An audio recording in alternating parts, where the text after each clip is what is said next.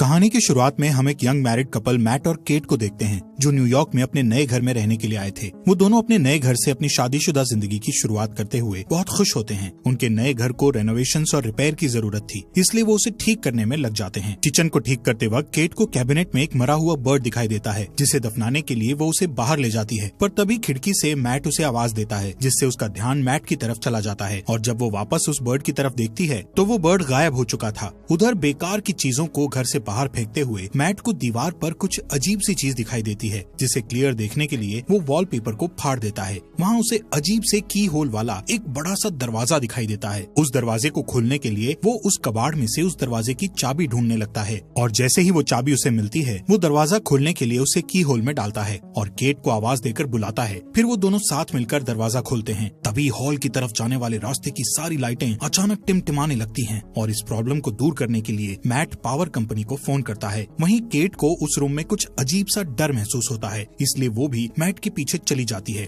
अगले दिन उनकी लाइट की प्रॉब्लम को ठीक करने के लिए पावर कंपनी से एक ऑपरेटर आता है। उसे ये देखकर हैरानी होती है कि बेसमेंट के सारे वायर्स कुछ अजीब तरीके से एक दूसरे से जुड़े हुए थे और देखने में बहुत पुराने जमाने के लग रहे थे। जब मैट उस ऑपरेटर को लाइट ठीक करने के लिए कहता है, तब ऑपरेटर उससे कहता है कि उसने आज तक इस तरह की चीजें पहले कभी नहीं देखी। वहाँ से जाने से पहले वो ऑपरेटर मैट को बताता है कि उस घर के पहले मालिक का मर्डर उसी घर में हुआ था। ये शॉकिंग न्यूज सुनकर मैट इस घर के बारे में रिसर्च करना शुरू कर देता है। एक पुराने न्यूज आर्टिकल को पढ़कर मैट को पता चलता है कि मरने वाले कपल का नाम पॉल और मैडलिन शेफर था, जबकि सस्पेक्ट की पहचान नहीं हो पाई थी और उसे जॉन नाम से पुकारा जाता था। मैट एक आर्टिस्ट था, इसलिए वो अपने स्केच पैड पर जॉन की तस्वीर बनाने की कोशिश करता है। थोड़ी देर बाद वो आराम करने के लिए मिस्टीरियस रूम में जाता है और वहाँ बैठकर एक बोतल शराब की पीकर खत्म कर देता है। लेकिन यहाँ पर उसे एक और बोतल शराब पीने की इच्छा होती है कि तभी लाइट्स टिमटिमाने लगती है और अचानक शराब की एक और बोतल उसके सामने हाजिर हो जाती है, जिसे देखकर मैट हैरान हो गया था। उस बोतल को अच्छी तरह देखने के बाद वो इस नतीजे पर पहुंचता है कि ये रूम किसी भी इच्छा को पूरी कर सकता है। दूसरी साइड लिविंग रूम की लाइट्स के टिमटिमाने की आवाज से केट की नींद टूट गई थी। वो मैट को अपने पास न देखकर उसे ढूंढने के लिए ऊपर की तरफ जाती है। वहाँ जाकर वो देखती है कि पूरा रूम नई चीजों से भरा हुआ है और उन सब के बीच मैट बहुत ही खुश दिखाई दे रहा था। वो कैट को वैन गॉग की कीमती पेंटिंग दिखाते हुए बताता है कि उस रूम में किसी भी विश को पूरा करने की ताकत है। केट इसे मैट का कोई मजाक समझकर हंसी में उड़ा देती है, पर अपने हस्बैंड की गंभीरता को देखकर वो इसे चेक करने के लिए $1000 की विश करती है।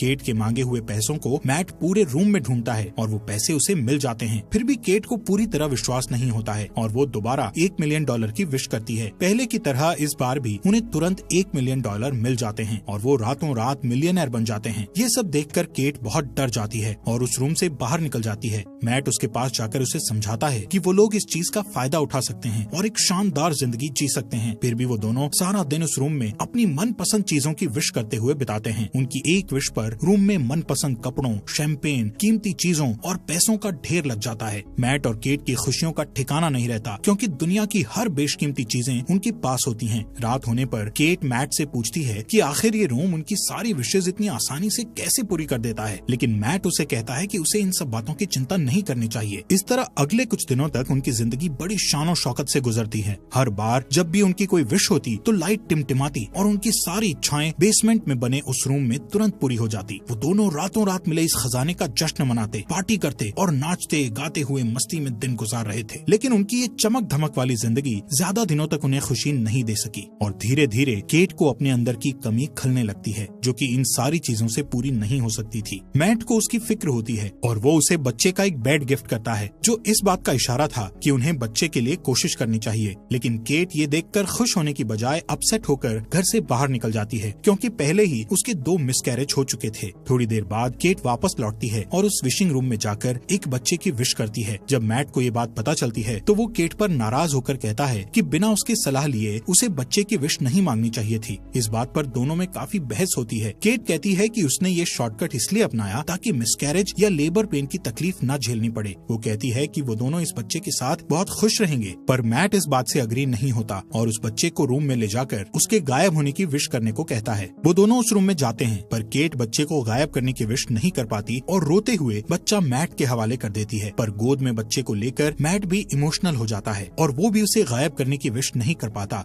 और बच्चे को वापस केट की गोद में डाल देता है। आखिरकार दोनों बच्चे को अपने पास रखने के लिए राजी हो जाते हैं और इस तरह दोनों रातों रात पेरेंट्स बन जाते हैं। सीन शिफ्ट होता है और हम देखते हैं कि मैट की नजर अपने अधूरे ड्राइंग पर पड़ती है जिसमें वो जॉन का चेहरा बना रहा था। उसे देखकर वो फिर से अपने रिसर्च में लग जाता है और उसे पता चलता है कि वो सस्पेक्ट मर्डरर अभी भी जिंदा है और किसी साइकेट्रिक हॉस्पिटल में मौजूद है। एक दूसरे न्यूज आर्टिकल के मुताबिक जॉन का कहना था कि उससे ये मर्डर उस रूम ने ही करवाया था। ये जानने के तुरंत बाद ही मैट जॉन से मिलने के लिए निकल पड़ता है ताकि उससे उस रूम के बारे में और ज्यादा जानकारी हासिल कर सके। हॉस्पिटल पहुंचने पर नर्स उसे वार्न करती है कि लास्ट 45 सालों में न्यूज रिपोर्टर्स के अलावा कोई भी जॉन से मिलने नहीं आया। ये सुनकर मैट खुद को भी एक रिपोर्टर के रूप में पेश करता है। आखिरकार बूढ़े हो चुके जॉन के साथ मैट की फेस टू फेस मुलाकात होती है और वो उससे उस घर और खासकर उस मिस्टीरियस रूम के बारे में पूछने लगता है। चेहरे पर एक शैतानी मुस्कुराहट के साथ जॉन उसे बताता है कि वो इस पल का बरसों से इंतजार कर रहा था जब मैट उससे शेफर को मारने की वजह पूछता है।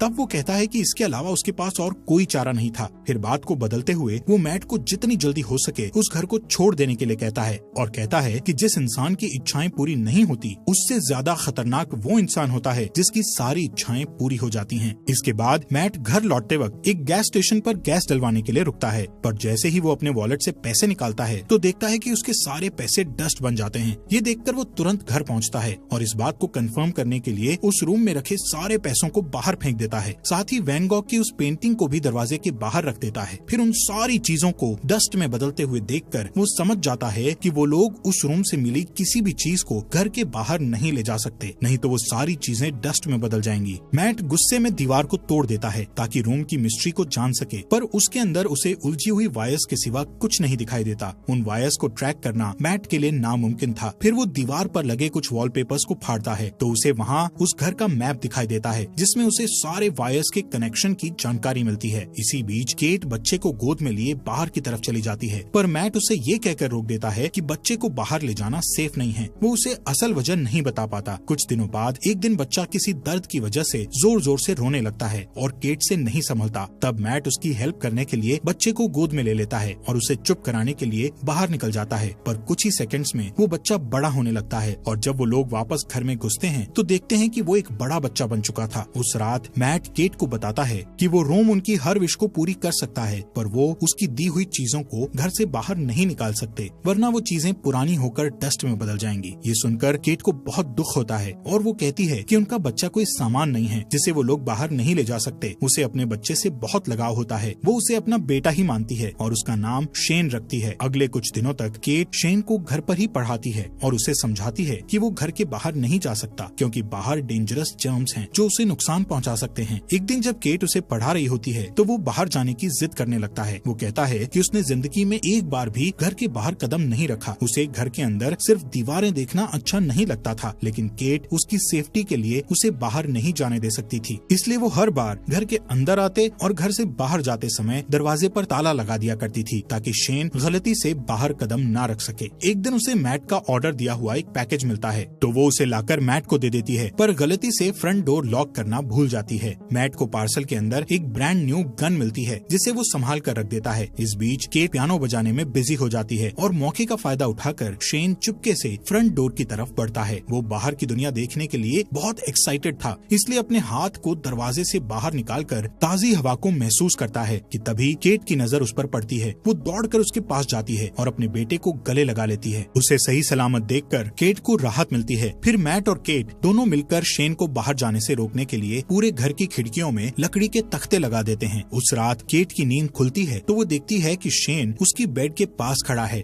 और वो उससे उसके पास सोने की परमिशन मांगता है। फिर शेन उससे कहता है कि वो हमेशा उसके साथ रहना चाहता है, जिसे सुनकर वो प्यार से उसे अपने गले लगा लेती है। शेन को उसकी बातों से तसल्ली नहीं मिलती और वो कुछ सोचने लगता है। फिर हम देखते हैं कि अगले कुछ दिन मैट अपने गन से शूटिंग की प्रैक्टिस करता रहता है। एक दिन जब वो प्रैक्टिस के बाद घर आता है तो देखता है कि शेन अपने आर्ट स्टूडियो के अंदर स्नो ग्लोब बनाकर खेल रहा है। वो शेन को सख्ती से गेम छोड़कर जाने के लिए कहता है। उसकी डांट सुनकर शेन के हाथ से स्नो ग्लोब गिरकर टूट जाता है। दरअसल मैट ने अभी तक शेन को अपना बेटा नहीं माना था, इसलिए वो उसके साथ बेरुखी से बात करता था। इधर ग्लोब टूटने की आवाज सुनकर केट तुरंत वहाँ पहुँचती है और अपने बेटे के साथ बाप जैसा बिहेव नहीं करने के लिए मैट से बहस करने लगती है। उस रात घर के अंदर चारों तरफ चक्कर लगाते हुए शेन को एक मैप मिलता है जिसे फॉलो करके वो बेसमेंट में पहुँच जाता जाता है जहाँ उलझी हुई वायर्स के बीच मेन पावर सोर्स था। उन सब से गुजरते हुए वो आखिर उस रूम तक पहुँच जाता है। रात भर पूरे घर में लाइट्स टिमटिमाती रहती है, पर मैट और केट नींद में होने के कारण कुछ नोटिस नहीं कर पाते। अगली सुबह जब मैट की नींद खुलती है तो उसे अपने बगल में एक नया स्नो ग्लोब पड़ा दिखाई देता है और इसके साथ ही टूटा हुआ ग्लोब कुछ दूरी पर रखा हुआ मिलता है। उसी वक्त लाइट्स को टिमटिमाते देखकर वो समझ जाता है कि क्या हो रहा है और तुरंत अपनी वाइफ को जगाता है। दोनों रूम की तरफ भागते हैं और वहाँ जाकर हैरान रह जाते हैं। शेन ने विश करके रूम के अंदर ही एक बड़ा सा आउटडोर एरिया क्रिएट कर लिया था। अब वहाँ रूम की बंद छत और दीवारों की जगह खुला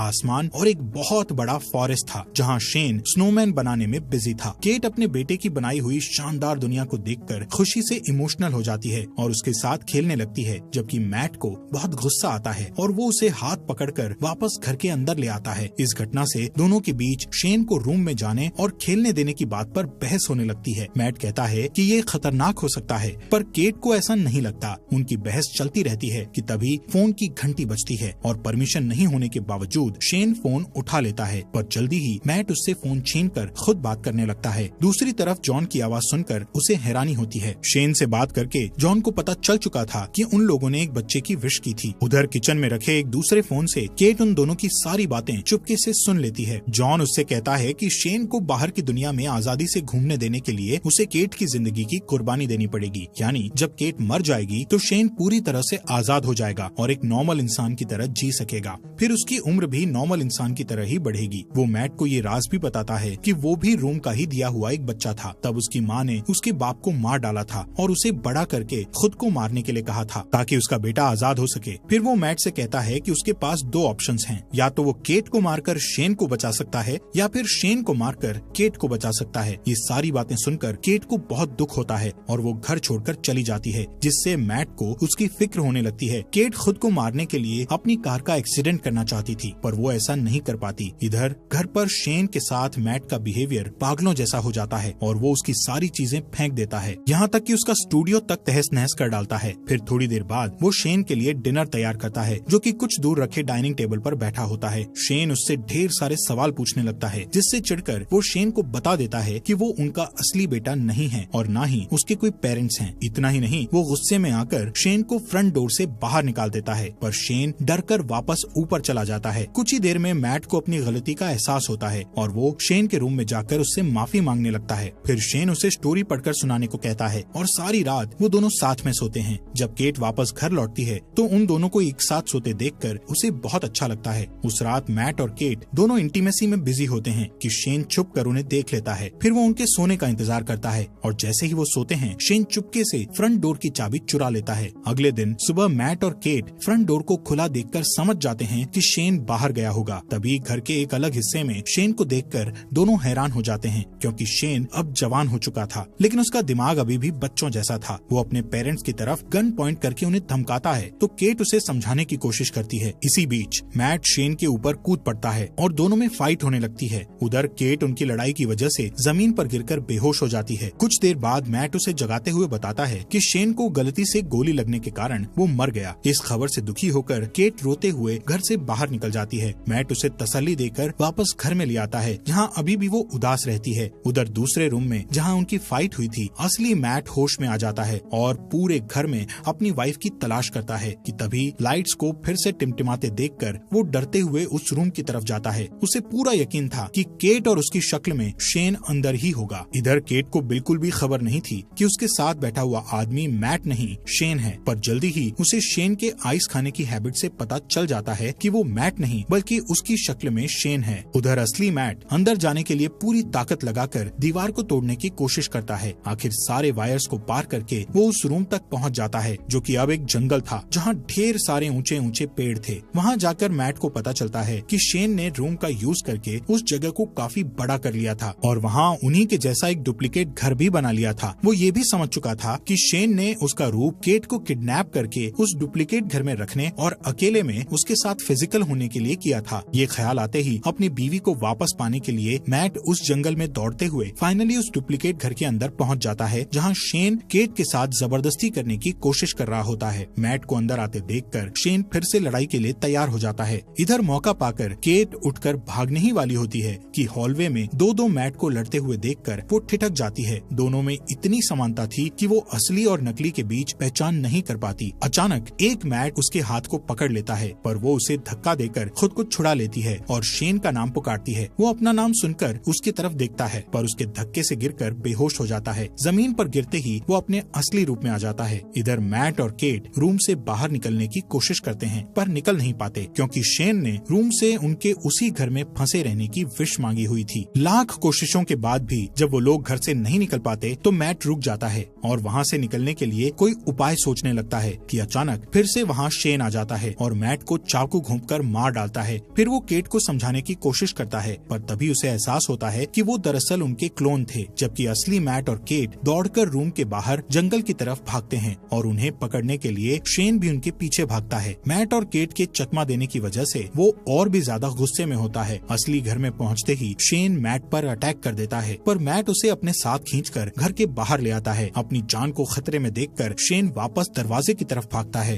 पर उसके अंदर घुसने से पहले ही केट दरवाजा बंद कर लेती है। शेन मम्मी कहकर उसको पुकारता है और केट घर के अंदर से उसे बूढ़ा होते हुए देखती रहती है। धीरे धीरे उसकी बॉडी गलने लगती है और अंत में वो डस्ट में बदल जाता है। उसकी गलतियों के बावजूद केट उसकी मिट्टी को हाथ में लेकर बहुत रोती है, क्योंकि उसने उसे अपना बेटा मानकर काफी समय उसके साथ बिताया था। फिर मैट उसके पास आता है और दोनों एक दूसरे को गले लगाकर अपना दर्द कम करने की कोशिश करते हैं। फिर सीन शिफ्ट होता है और हम देखते हैं कि 1 महीने बाद वो एक छोटे से घर में सेटल हो जाते हैं और सुकून से रहने लगते हैं। पर थोड़े ही दिनों बाद केट डरते हुए अपना प्रेगनेंसी टेस्ट करती है और रिपोर्ट पॉजिटिव आती है। वो बहुत उलझन में दिखाई देती है क्योंकि उसे पता नहीं होता कि वो बच्चा मैट या शेन में से किसका है। हालात पहले से बेहतर होने के बावजूद उसे लगता है कि वो अभी भी उस रूम में है, क्योंकि लाइट्स फिर से टिमटिमाने लगी थी। इस स्टोरी में हमें दिखाया जाता है कि मैट और केट रूम की दी हुई दौलत के नशे में पूरी तरह से अंधे हो जाते हैं। विशेष पूरी करने की जादुई शक्ति के मिलने से वो अपनी ख्वाहिशों के मामले में कुछ ज्यादा ही लापरवाह हो जाते हैं। यहाँ तक कि कई मिसकैरेज होने के बाद भी वो रूम से रेडीमेड बच्चे तक की ख्वाहिश कर बैठते हैं। उनके नए अपार्टमेंट में लाइट्स के टिमटिमाने से ये कंफ्यूजन बना रहता है कि या तो वो अभी तक उस मिस्टीरियस रूम में है या बिल्डिंग के कंस्ट्रक्शन में कोई गड़बड़ी है। ठीक उसी तरह केट की प्रेगनेंसी भी एक कंफ्यूजन रहती है